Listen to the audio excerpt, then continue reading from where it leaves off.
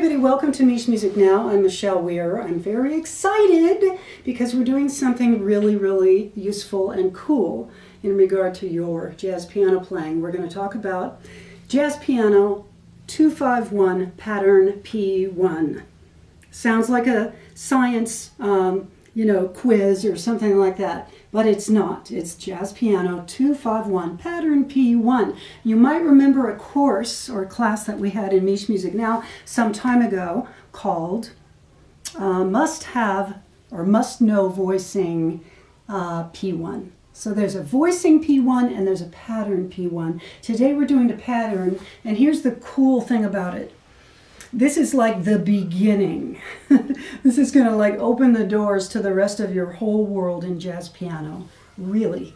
I just had a student over the other day, and I've actually had this experience many times, but she learned the pattern, she was able to play it, and she started to play tunes, and she was really thrilled, and I was just so happy for her because she took that leap from trying to find voicings, trying to do exercises, having it maybe be boring and sort of unmusical.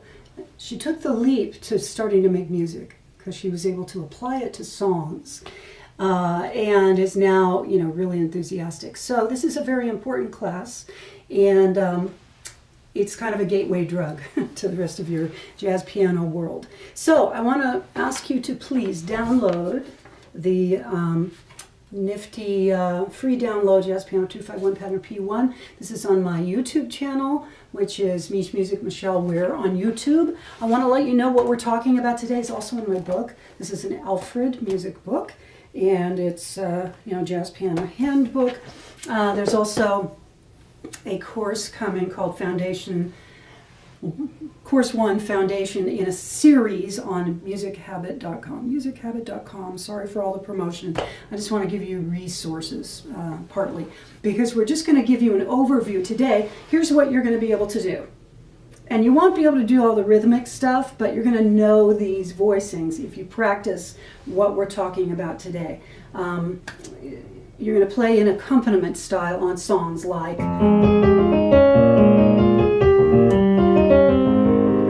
So here's what you can do. 1, 2, 3.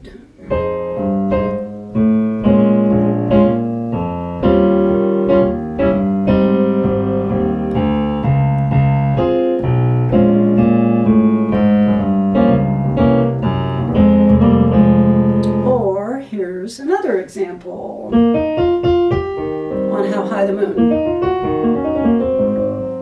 All right? We'll do it as a straight eighth. 1, 2, 3, down, down.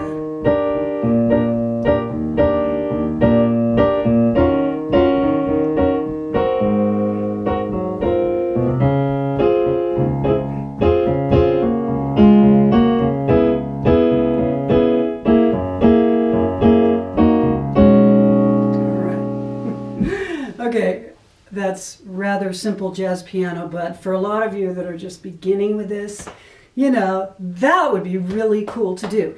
Later, we'll talk about all the rhythmic aspects of that and the swing bass line and the bossa nova groove. Right now, we're just getting the voicings under our fingers. All right, without further ado, let's talk about it. 251. What's that? Those numbers sound really arbitrary, right? 251. Why do we have those numbers? Here's why. Take a look at the piano. Hello, B flat major scale. So I can build chords and use notes taken from that scale. All right, so if I play a 7th chord starting on B flat, I can call that the 1 chord because it's built on the 1st degree of the scale, and that's 1 major 7. If I build that same thing starting on the 2nd note, that's the way the notes happen to lay in the key of B flat, and that is the 2 chord, and we're going to call it 2 minor 7. And then here's 5, 2, 3, 4, 5. Again, taking notes from the B flat major scale because that's the key we're in, that's the ecosystem we're in. We call that being diatonic. Okay, then that's the 5 chord, and it's dominant 7. So we have 2 dominant 7, 5 dominant 7, 1 major 7. Now then, that doesn't sound so great, so we're going to put those into voicings. And voicings are so simple. It's just the arrangement of the notes. And this is what you would have gotten if you had seen, or perhaps you have seen, the other MichMusic Now video called Must Know Piano Voicing P1. So I recommend you go review that.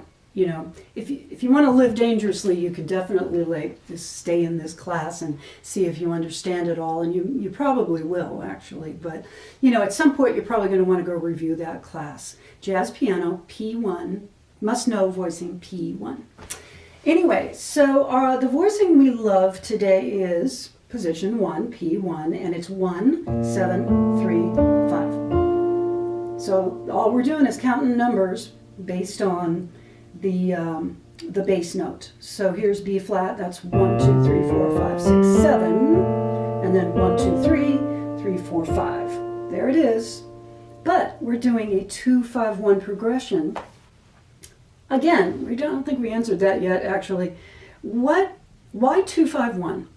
Here's why. It's because that little quick progression just occurs in so many songs.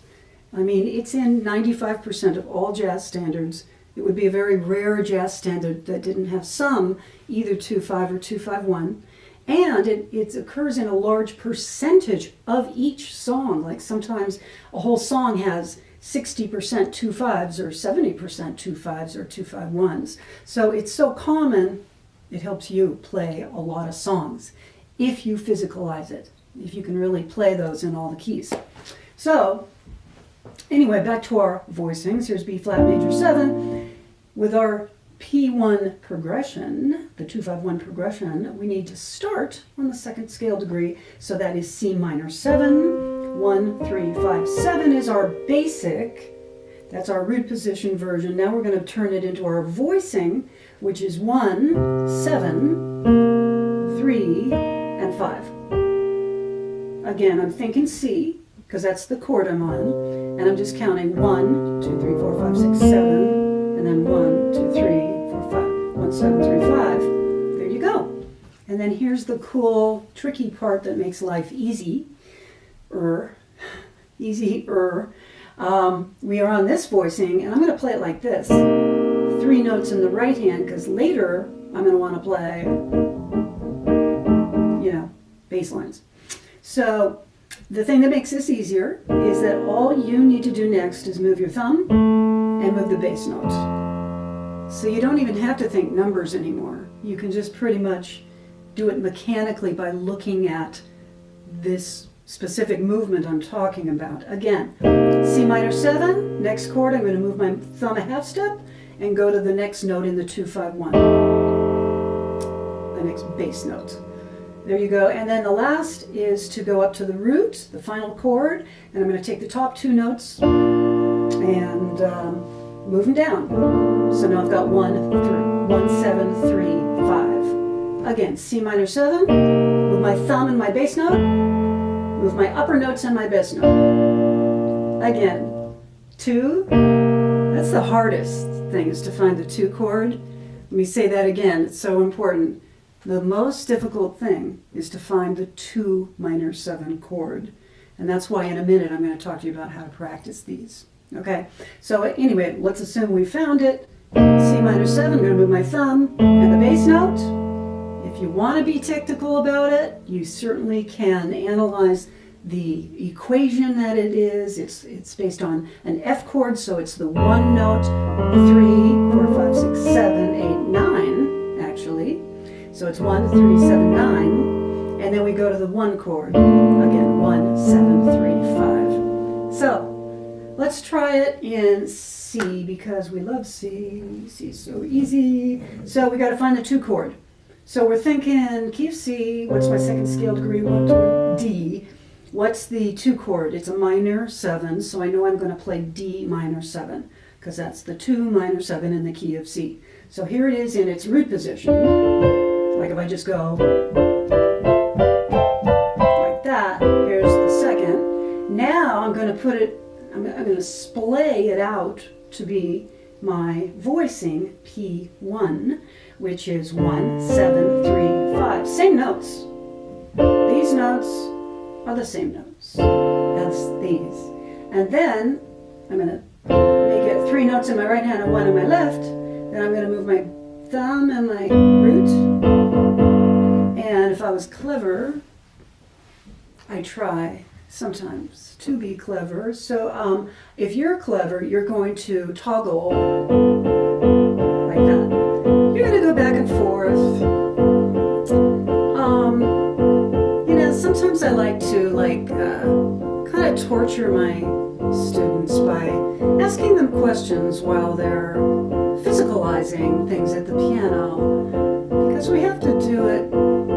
It becomes an automatic thing eventually, and we should be able to do some other things with our brain while we're, you know, playing these 2/5s or 2/5-1. Whoops, what key am I in?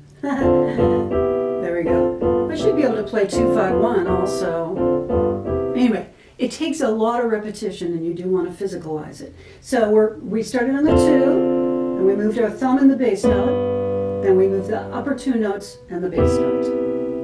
And we got it. One more key. Let's go to E flat. We're just orienting ourselves. Here's the 1 chord, here's the 2 chord, here's the 5 chord. Okay, we're starting on what? The 2 chord. So you're thinking, I'm in E flat, what's the 2 chord? Oh, right, it's F minor 7. And you know it's these notes, so I'm just going to splay those out into my voicing, which is 1, 7, 3, 5. Then I go through my physicalized pattern. My body probably might start to remember that pretty darn quick. So I move my thumb by half step in the bass note, then the upper notes, and I go to the root. Okay, so then the next step is to apply that to songs. And we're not going to do that today because, you know, one thing at a time. But I will have another class on that very soon, how to really apply it to songs. In a nutshell, you have to analyze the chord progression of the song and bracket the instances where there's a 2/5 or a 2/5-1. And then plug in your pattern at all those places. That's it. But, you know, it can be a little tricky. And there are minor key 2/5-1s also, so then that complicates things. So there's a little bit of a road to walk down, but at least you have the basic idea now. To practice it, I recommend you start by practicing finding the 2 chord. Hunt for the 2 chord, and you can just do that like a game almost. You're driving in your car, you're going, hey, I'm in the key of A flat. What's the 2 chord? You know, all you need to do is think of the second scale degree, and then you make it a minor 7. So it's B flat, and that's B flat minor 7. Once you're there, splay it into your voicing, and then plug in your pattern. All right? And I already talked about the toggle. Back and forward, 2 chords. These 2 chords. That's harder. I don't know why, it just is. So there you have it, okay? I hope that is eye-opening for you. It takes a minute to get it under your fingers, but they're actually in this book. There is a whole page of these written out in all the keys, so you might want to check that. And again, musichabit.com, Jazz Piano for Busy People series. And what's the first course? That's right, Jazz Foundation. And we're doing P1. We're going to do P2, which you don't know about yet in the MichMusic Now classes. And we're going to learn how to play it in a bass line, with a bass line, swing bass line and bossa nova pattern, and do some other simple things all in 6 weeks, because you're busy, I'm busy, we're all busy. So we're just going to get right to it and give you a lot of exercises, guidance, webinar associated with it, access to me, homework, etc. Everyone loves homework. for sure, right? So anyway, I hope that was helpful. Thank you for subscribing on the YouTube channel. That would be really appreciated. And let me know what you want. Let me know how it's going. Definitely I'm fulfilling the needs of people that are requesting some classes and courses. So, you know, let me know what would be helpful for you. And take care. We'll see you next time.